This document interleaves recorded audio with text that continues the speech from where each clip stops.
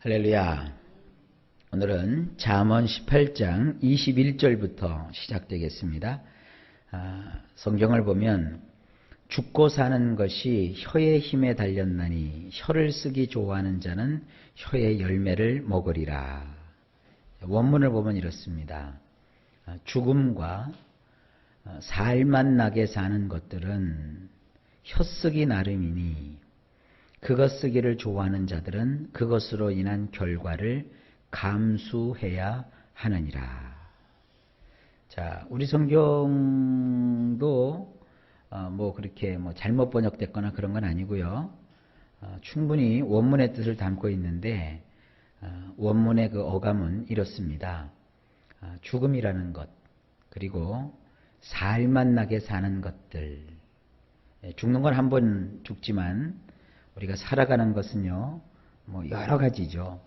이것도 해보고 저것도 해보고. 근데 우리가 인생을 살아가면서 경험하게 될 여러 가지 일들인데 그 일들을 통해서 살맛이 나는 것, 사람이 죽는 것, 그리고 살맛 나게 사는 것들, 이것은 다 우리 그 혀를 어떻게 쓰느냐, 이것에 따라 달라진다, 이런 뜻입니다.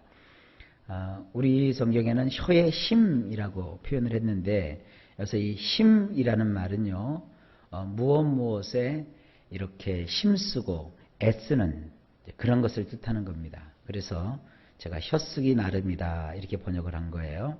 그렇죠. 우리의 말 한마디로 천냥빚을 갚는다는 옛말도 있듯이 우리의 혀를 어떻게 쓰느냐에 따라서 죽음을 몰고 오기도 하고 또 그것으로 인해서 우리 인생이 살만 나는 그런 인생이 되기도 하는 겁니다. 참 우리 혀가 그렇게 중요한 거예요. 그런데 그 혀 쓰기를 좋아하는 자들은 그 혀로 인한 결과가 있는데 그 결과를 감수해야 된대요.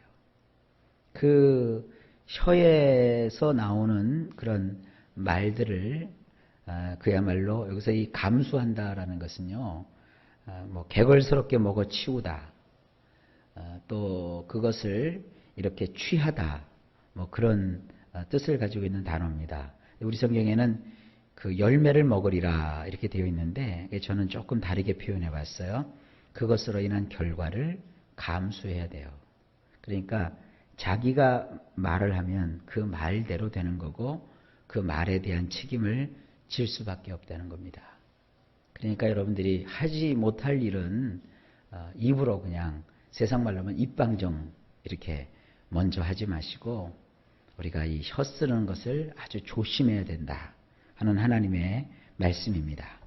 자, 그 다음 구절을 보실까요? 아내를 얻는 자는 복을 얻고 여호와께 은총을 받는 자니라. 자, 이것을 우리 성경으로만 보게 되면 그 남자들일 경우에 결혼 못하면 참 서러운 거예요. 우리 성경에 뭐라고 되어 있어요? 아내를 얻는 자는 복을 얻은 거고 여호와께 은총을 받는 자라고 되어 있기 때문이죠. 근데 원문은 궁금하시죠? 궁금하면 보여드릴게요. 아내를 감동시키는 자는 행복을 보게 될 것이니 그는 여호와께로부터 라존을 얻게 되느니라. 확 다르죠? 여기서 이 아내를 얻는다라는 말은요, 아내의 마음을 산다 이런 뜻이에요. 그래서 우리식으로 표현하라면 아내를 감동시키는 거예요. 왜 부부로서 살면서 서로가 등 돌리고 살고 그저 사랑이 없으면 정으로 산다 그러는데 참 그게 얼마나 불행한 겁니까? 사랑 없이 정으로 사는 거 그거 그렇게 좋지 않습니다. 남편이라면 의당이 자기 아내를 감동시킬 줄 알아야 돼요. 자기 아내도 감동시키지 못하면서 어디 가서 무슨 큰일을 하겠어요? 근데 자기 아내를 감동시키면 그는 행복을 보게 될 것이래요. 우리 성경에서는 이 복이라고 번역을 했는데 이것은 복이라는 말이 아니라 토부라는 말입니다. 이 토부라는 것은 좋다. 창세기 1장에 보면 보시기에 좋았더라 할 때 그게 토부거든요. 근데 이 토부는 좋다, 선하다, 행복하다 이런 뜻을 가지고 있는 단어입니다. 그래서 아내를 감동시키는 자는 행복을 보게 된대요. 그러니까 행복이 그 앞에 이렇게 펼쳐진다는 얘기입니다. 그렇게 될 것이니 그는 여호와께로부터 랏존을 얻게 되는 것이다. 그랬어요. 그러면 이 랏존이 뭘까요? 제가 왜 이 랏존이라고 했냐면 우리 성경에서는 그냥 은총이라고 번역을 했어요. 사실 이 랏존이라는 건 뭐냐면 기쁨, 또 즐거움, 그리고 호의, 또 친절함, 좋음, 받아줌, 뭐 이런 뜻이에요.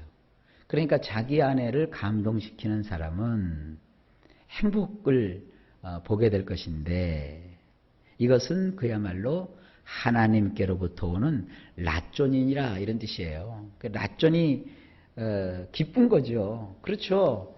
가정이 남편이 아내를 감동시키면 가정에 화목이 오고 행복이 오고 기쁨이 있잖아요. 그리고 즐거움이 있잖아요. 아니 남편이 맨날 나가서 바람 피고 말이죠. 집에 있는 돈 갖다가 도박해서 날려버리고 뭐 친구하고만 맨날 어울려 다니고 그 낚싯대 들고 나가갖고 말이죠. 자기 혼자 가서 밤새고 들어오고 집에 붙어있을 새도 안 하고 자기 아내와 자기 아이들이 먹고 사는지 어떻게 하는지 관심도 가지지 않고 그렇게 살면 등 돌리고 남남으로 살잖아요. 거기에 무슨 기쁨이 있고 즐거움이 있고 만족함이 있고 서로 받아줌이 있고 무슨 친절함이 있겠어요. 모름지기 결혼을 한 사람이라면 가정에 충실해야 된다. 이것이 지혜라는 것이죠. 자기 가정에 충실할 것 같지도 않으면서 결혼하는 것은 옳지 않습니다. 마땅히 결혼한 사람은 아내를 감동시킬 줄 알아야 된다. 이게 이제 구약에서 하나님이 우리에게 주시는 교훈입니다. 참 성경 말씀이 좋죠? 그 다음에 23절 가난한 자는 간절한 말로 구하여도 부자는 엄한 말로 대답하느니라. 원문을 보면 이렇습니다.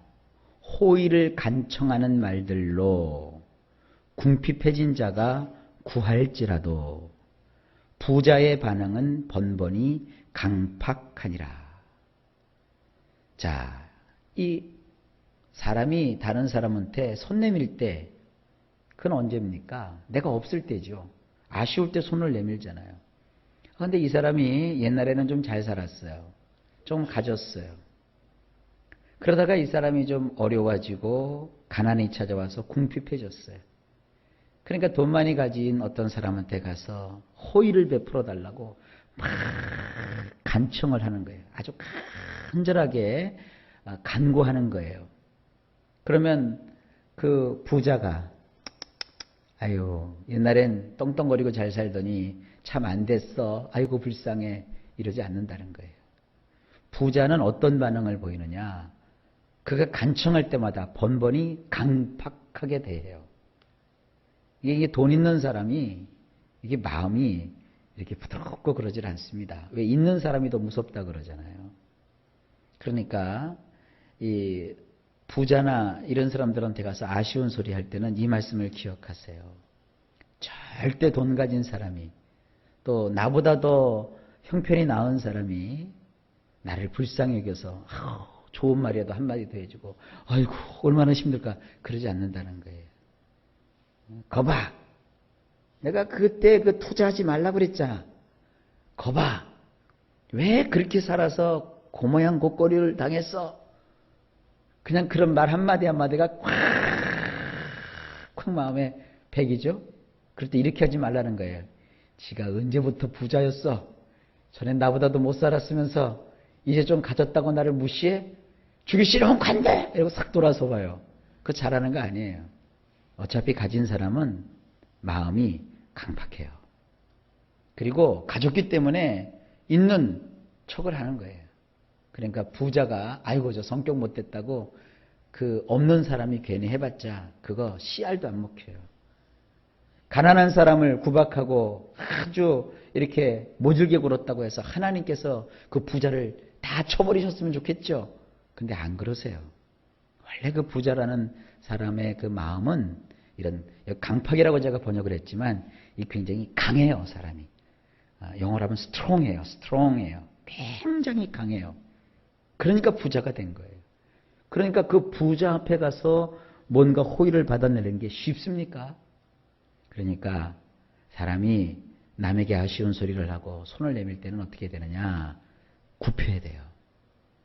구사리를 먹더라도 또 상대방이 나에 대해서 따가운 그 비수 같은 말을 던져서 내 마음을 아프게 할지라도 그걸 꼭 감내해야 뭘 얻을 수 있는 거예요. 그런 거 싫으면 부자 은폐 가서 손 내밀지 말아요. 도와달라고 하지 말아요. 좀 나를 좀 봐달라고 하지 말아요. 그렇게 좀 봐달라고 할 것 같으면 부자의 특성을 하나님이 가르치셨으니까 그래. 아마 내가 부탁해도 저 사람이 나에게 그렇게 부드럽게 하지 않을 거야. 저 사람이 나를 부드럽게 하지 않아도 나는 상처받지 않을 거야. 이런 자세로 인생을 살아가는 것이 뭐다? 지혜라는 거예요. 그렇다고 부자 앞에 가서 막 아첨하고 그러라는 얘기는 아닙니다. 부자의 심리를 여러분이 잘 알아라. 그래서 세상을 살면서 나보다 좀 가지고 있는 사람들, 여러분들, 저 사람이 오히려 그런데도 나에게 친절하다. 그러면 저 사람은 참 대단히 훌륭한 사람이다. 부자들이 또 이렇게 강팍하게 해도 도와줄 사람은 또 다 도와주잖아요. 그러니까 이걸 여러분들이 잘 이해하시면 세상 사는데 어렵지 않습니다. 자꾸 지금 우리 사회에서는 공산주의 비슷한 사상들이 있어가지고요. 부자를 다 미워해요. 부자는 다 잘못됐다고 그래요. 아니에요. 부자는 부자 나름대로의 삶에 어떠한 그 모양새가 있어요. 그러니까 여러분들 이런 지혜의 말씀을 통해서 인간의 심리를 잘 파악하고 살아가세요. 그리고 무시당했다고 해서 여러분 진짜 무시당하는 거 아닙니다. 부자들은 원래 그런 거예요. 가진 사람들은 원래 그렇게 말하고요. 가진 사람들은 그렇게 반응하는 거예요. 그러니까 그런 데 개의치 마시고 억울하면 여러분도 출세하시면 되잖아요. 없으면 이를 악물고 열심히 사셔서 부자 되시면 되잖아요. 그렇게 되시라고요. 그래서 우리가 예수 믿는 거예요. 지금 좀 어렵고 힘들더라도 우리 하나님 믿어서 가장 큰 부자가 하나님이시잖아요. 그리고 하나님 앞에 기도해서 뭘 얻어낸다는 게 그것도 쉽지도 않은 일입니다. 그러니까 여러분들 실망하면 안 돼요. 걔네 중간에 아이고 하고 주저앉으면 안 돼요. 하나님 반드시 여러분들을 도와주실 겁니다. 자, 그 다음에 마지막 구절인데 많은 친구를 얻는 자는 해를 당하게 되거니와 어떤 친구는 형제보다 친밀하니라. 자, 이거 우리 성경을 보면 이게 무슨 말인가 하고 충격받을 거예요. 그냥 우리 성경대로만 한번 이해해 볼까요? 많은 친구를 얻는 자는 해를 당한대요. 아니, 해가 여기서는 잘못된다는 거잖아요. 안 좋은 일이잖아요. 이상하지 않아요? 친구가 많은 것이 왜 해가 돼요? 그리고 나서 또 갑자기 이렇게 바뀌어요. 어떤 친구는 형제보다 친밀하니라. 그러니까 많은 사람들이 이런 구절을 보고 그래, 성경은 어려운 부분도 있는 거야. 이게 잘 안 풀리지만 그냥 넘어가지 뭐 이러지만 그렇지가 않아요. 이것은 번역 과정에서의 착오일 수도 있고 번역하는 분들이 무슨 의도에서 이렇게 번역했는지 좀 모르겠습니다만 원문은 이렇게 되어 있어요. 자, 원문 궁금하시죠? 그래서 원문을 봐야 돼요. 사람에게 많은 친구가 있더라도 서로의 차이로 제각각 쪼개질 수 있겠지만 형제보다 더욱 살갑게 착 달라붙어 사랑으로 지낼 수 있는 자도 있느니라. 여러분, 친구가 많은데 친구들이 다 마음이 같질 않아요. 그 사람마다 다 차이가 있다고요. 그래서 그 친구들이 많아도 그 서로의 차이로 자칫 잘못하면 서로 제각각 쪼개질 수도 있어요. 그렇지만 그 친구들 가운데는 그 한 부모에게서 나거나 자란 형제보다도 더욱 살갑게 착 달라붙어서 사랑하는 관계로 지낼 수 있는 자도 있다는 거예요. 그러니까 많은 친구들이 있겠지만 혹시 이 친구 관리 잘못하면 이 친구라도 이렇게 뿔뿔이 흩어지고 남처럼 지낼 수도 있어요. 하지만 다 그런 것은 아니라는 것이에요. 분명히 그 친구 간에는 여러분과 형제보다도 더 가깝게 살갑게 지낼 수 있는 자들도 있다. 그러니까 이것은 뭡니까? 생활의 지혜예요. 그러니까 여러분들 아주 그 이리 살갑게 지내는 친구들이 여러분의 인생 속에서도 한두 명쯤 있어야 돼요. 이것이 뭐냐? 이것이 지혜입니다. 그러니까 친구도 필요 없어. 나 혼자 살 테야. 그럼 뭐하러 지구에서 살아요? 그냥 지구를 떠나지. 사람은요, 혼자서 살 수 있는 존재가 아닙니다. 그래서 이렇게 살가깝게 착 달라붙어서 사랑으로 지낼 수 있는 이런 친구도 있다. 자, 많이 다르죠? 자, 오늘도 이렇게 하나님께서 여러 가지 말씀을 통해서 우리에게 지혜를 알려주셨습니다. 우리 오늘 여러 가지를 배웠어요. 우리 혀를 어떻게 쓰느냐, 또 아내를 감동시켜라, 그리고 아쉬운 소리를 해야 될 때는 그 부자는 굉장히 마음이 강팍한 자다. 그러니까 그걸 염두에 두고 살아라. 또 많은 친구를 사귀는 것도 좋지만 살가깝게 지낼 수 있는 그 친구를 너희가 두는 것도 좋다. 이런 지혜를 하나님 우리에게 알려주셨습니다. 자, 오늘도 하루를 살아가면서 일마다 때마다 주님 주시는 평강이 넘치시기를 예수님의 이름으로 축복합니다.